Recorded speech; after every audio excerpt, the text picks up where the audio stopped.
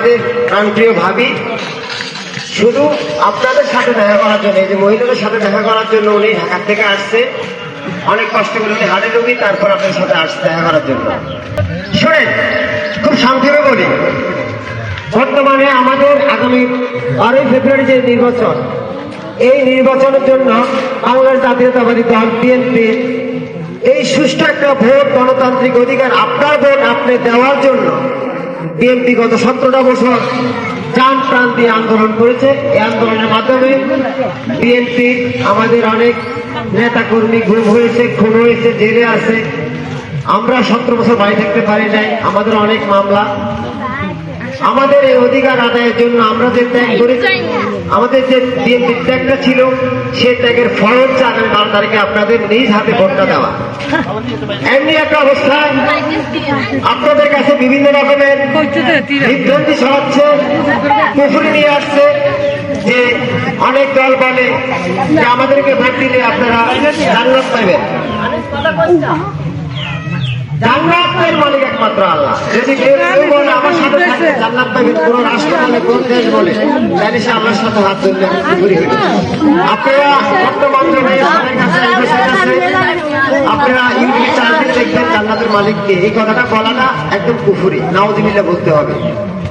কিছু কিছু লোক করে আবার কোরআন পালনের মতো ক্ষমতা আল্লাহ তাদেরকে দিয়েছে, এটাও জীবনে সম্ভব না। কোরআন মানুষের কল্যাণের জন্য আল্লাহ দিয়েছে, এমন পর্যন্ত আল্লাহ বলছে আমি কোরআনকে হেফাজত করবো, কোন মানুষকে হেফাজত করতে বলে নাই। আজকে বলে যদি আমরা হেরে যাই, কোরআন হেরে যাবে। এমনি করে বিভিন্ন রকমের বিভ্রান্তিকর কথা বলে আপনাদেরকে ইমান নষ্ট করার জন্য,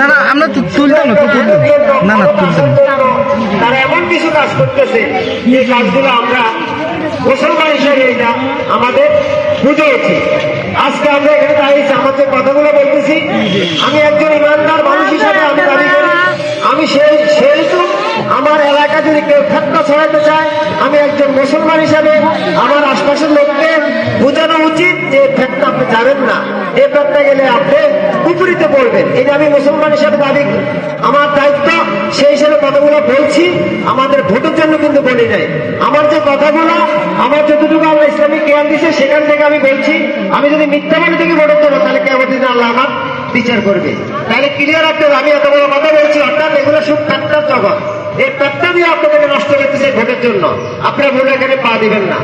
আমি একটা কথা বলি শুধু, একজন ফিরকে একজন বেদিন বলছে কুকুরের থেকে আপনি ভালো, উনি বলছে আমি আজকে উত্তর দিতে পারবো না। কিছুকাল পরে যখন ওই বুজুর্গ ফির মৃত্যু সজ্জা করছিল, তখন ওই বেদিনকে বললো হুজুর আপনি কি আমাদেরকে আমার উত্তরটা দিতে পারবেন? তা আজকে দিতে পারবো। হয়তো আমি কুকুরের চেয়ে ভালো। কিভাবে? এই মধ্যখানে দুনিয়ার ফেতনা ছিল, কোনো ফেতনাতে আমার ইমান নষ্ট করতে পারে না, আমি ইমানদার আছি। তাই আপনারা আজকে ইমানদার আছেন, 12 তারিখের নির্বাচনের কারণে আপনাদের ইমান নষ্ট হোক, এটা আমরা চাই না। আপনারা নিজেরা সতর্ক থাকবেন। আর আমরা যারা উপস্থিত হয়েছি, আমাদের ডাক্তার মাহমুদুল খোকন সাহেব অতীত ধানের শীষের পক্ষে ভোট করে আপনাদের ভোটে নির্বাচিত হয়েছে। আমরা প্রত্যেকটা এলাকায় রাস্তাঘাটে কাজ করেছি। এই উনি যে 5 বছর ক্ষমতা ছিল, আওয়ামী লীগ ক্ষমতা আসার পরে আমরা এমন কোন মসজিদ মাদ্রাসা নাই যে আমরা উন্নয়ন করি নাই। আর আমাদের উন্নয়নের মাঝে আমরা কারো থেকে 10 টাকা খরচ চাই না, এরকম কথাও কেউ বলতে পারবে না।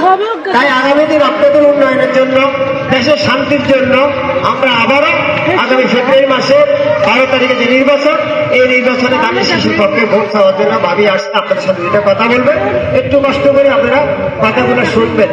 আমরা জানি আপনাদের এখন ভাত রান্নার সময়, সুলভ দুয়ারে থাকার সময়, তারপরও আসছেন। এই জন্য আমি আমার পক্ষ থেকে, দলের পক্ষ থেকে, ভাবির পক্ষ থেকে ধন্যবাদ জানাই। আসসালামু আলাইকুম।